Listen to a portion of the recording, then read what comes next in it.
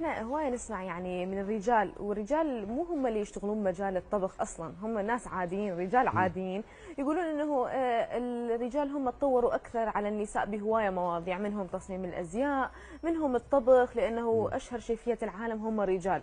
فشنو سبب يرجع لهذا؟ وهل انت مقتنع بهذا الموضوع، لو تحس دائما المراه لها يعني البصمه الخاصه مالتها والنفس الخاص مالتها بالطبخ؟ اكيد.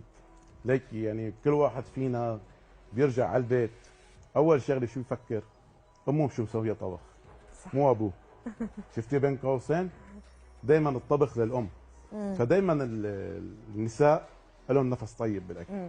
فهذا الشيء نقطه ما فينا نحن نيجي نختلف عليها. نعم. شكرا لك. اما النقطه الاساسيه، العمل الشاق بالمطاعم والفنادق يحتاج رجال. بتعرفي ليش؟ لانه عندك انت نار، عندك نعم. وزن، عندك اشياء ضغط. مقابلها انت يحتاج العامل انه يكون شيف. نعم. اما هلا حاليا بصراحه انا بعرف كثير شيفيه بنات ونساء من افضل شيفيات العالم، وبصراحه يعني الاشياء اللي عم يسووها اهم من الشيفيه الرجال.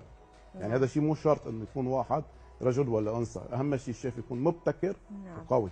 ممكن نعم. لانه ايضا الشيف يعني الرجل ياخذها كمهنه، ياخذها كمسؤوليه أكيد. بيت وعائله، فعلا. فهو يقول انا لازم يعني اشتغل واطور نفسي بهذا المجال. المراه يعني كل يوم تسويها، فمرات تحس نفسها انه هي صح. مجبوره تسويها. الامراه هوايه والرجل هو مصدر رزق.